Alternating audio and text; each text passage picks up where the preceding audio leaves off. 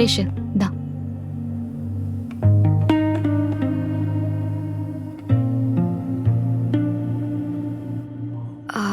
எங்க அப்பாவை போய் பார்த்துட்டு வரட்டுமா?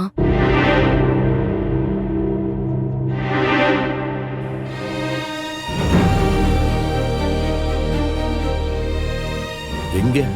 எங்க அப்பா ஹாஸ்பிட்டல்ல இருக்கார்ல, நான் போயிட்டு வரட்டுமா? இன்னைக்கே போகணுமா? ஆமா, நேத்தே கேட்டேன், நீங்க வேண்டான்னு சொன்னீங்க. இன்னைக்காவது போயிட்டு வரனே.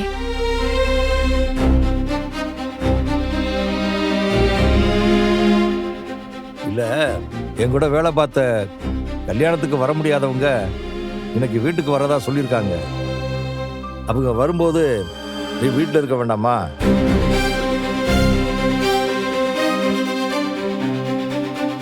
புது பொண்ணை பார்க்க அக்கம் பக்கத்துல இருந்து ஆளுங்க வருவாங்க. பொண்ணு அவங்க அப்பாவோட ஆஸ்பத்திரியில இருக்கான்னு சொல்ல முடியுமா?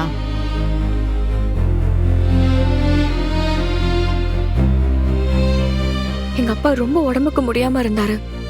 கல்யாணம் முடிஞ்சதும் நேரா அவரை ஹாஸ்பிட்டலுக்கு தான் கூட்டிட்டு போனாங்க. எனக்கும் எங்க அப்பா ஞாபகமாவே இருக்கு. புரியுதுமா?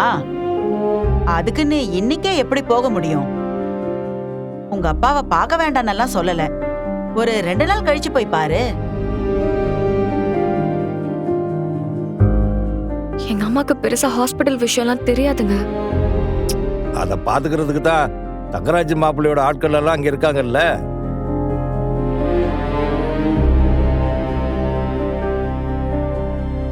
நீ வேணும்னா போன் பண்ணி பேச. எங்க அம்மா போன் ஸ்விட்ச் ஆஃப்ல இருக்கு.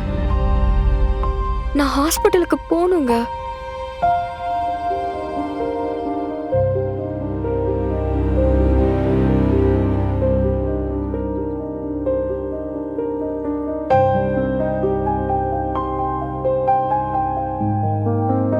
நீ போகட்டுமான்னு கேக்குறியா இல்ல போக போறேன்னு சொல்றியா? நான் போகணும். அதுக்கு நீங்க ஒத்துக்கணும்.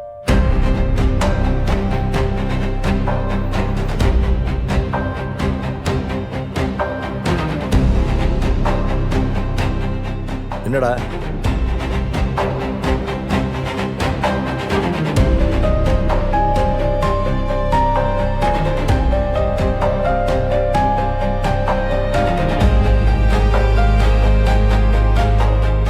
நான் என்னதான் இங்க இருந்தாலும் என் மனசு பூரா அங்கதான் இருக்கு. நான் போகணுங்க. நான் போய் பார்த்துட்டு வந்துடுறேனே. என்ன இருந்தாலும் அப்பா இல்ல மாமா, போயிட்டு வந்துடட்டுமே.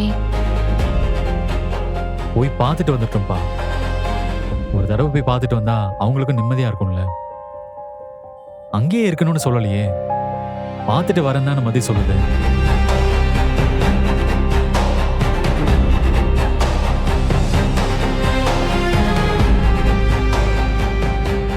நீ என்ன சொல்ற?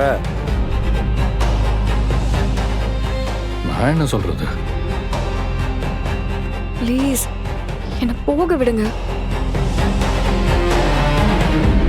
போக வேண்டான்னு சொன்னா இவ கேட்க மாட்டா போல இருக்கே.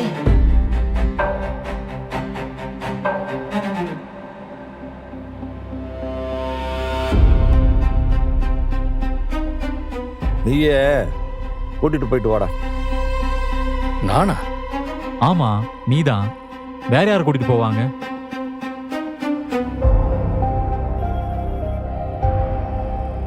கல்யாணமான பொண்ண தனியா இப்படிற அனுப்புறது? நீ கூட்டிட்டு போயிட்டு வந்துரு.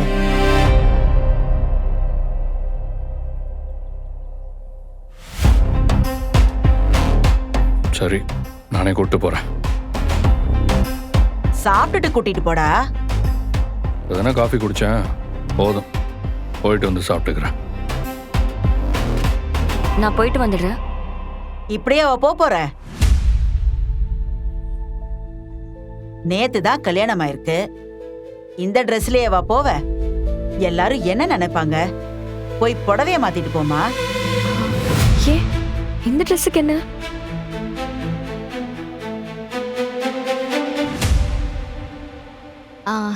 அதான் அத்தை சொல்றாங்கல்ல, நீ போய் புடவை மாத்திட்டு வா மதி. நான் எதுக்கு? வா.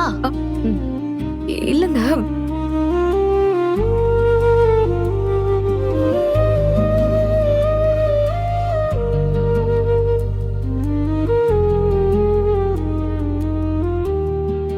கல்யாணத்துக்கு பர்மிஷன் கொடுத்ததே பெரிய விஷயம். நீ போய் புடவை மாத்திட்டு வா, இல்லனா எல்லார்கிட்டயும் சண்டை போடுற மாதிரி ஆயிடும். சரியா?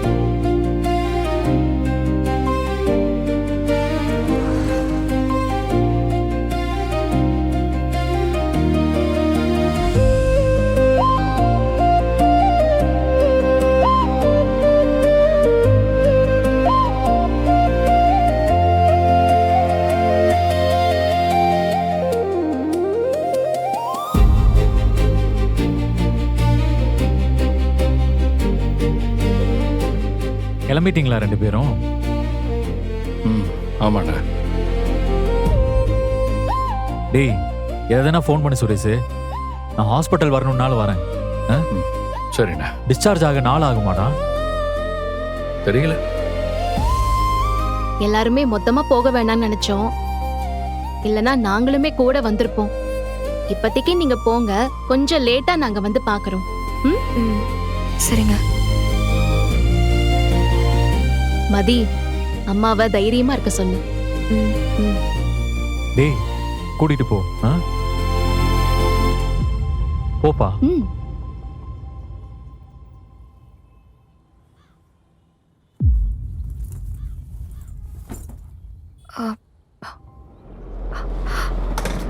ஏய், பாத்து.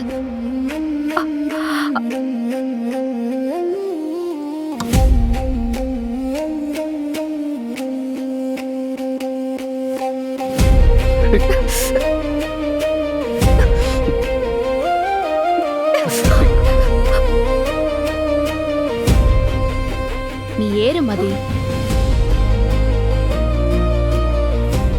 ஐயோ. புடவை கட்டிக்கிட்டு இவ்ளோ பெரிய பைக்ல ஏறுறது ஈஸி நினைச்சிட்டு இருக்கியா நீ? புடவை கட்டி பெருசா பழக்கம் இல்லையோ? அதெல்லாம் இல்ல. காலேஜுக்கு புடவையில தான் போவேன். ஆனா இந்த வண்டியிலலாம் புடவையில உட்காந்து பழக்கம் இல்ல. கியர் வண்டியில புடவை கட்டிட்டு உட்காரதெல்லாம் கொஞ்சம் கஷ்டம்தான். நீ ஏறு.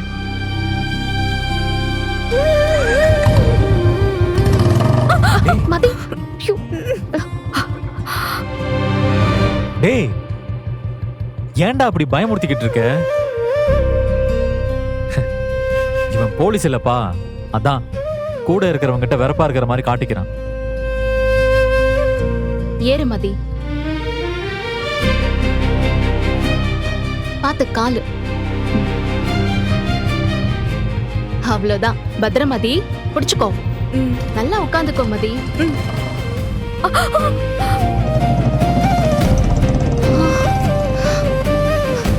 ஏங்க இவன் இப்படி இருக்கான்? அந்த பொண்ணு பைக்ல ஏறதுக்குள்ள உருன்னு சுருக்குன்னு போறான். எவ்வளவு கோவம் வருது அவனுக்கு. என்ன பண்றது? எல்லாருக்கும் பாக்யராஜ் மாதிரி சாஃப்டா ஸ்வீட்டான ஒரு புருஷன் கிடைச்சிருவாங்களா? சாஃப்டா வாய்க்கு வந்து உருட்ட வேண்டியது. போங்க, கிளம்புங்க, டைம் ஆச்சு.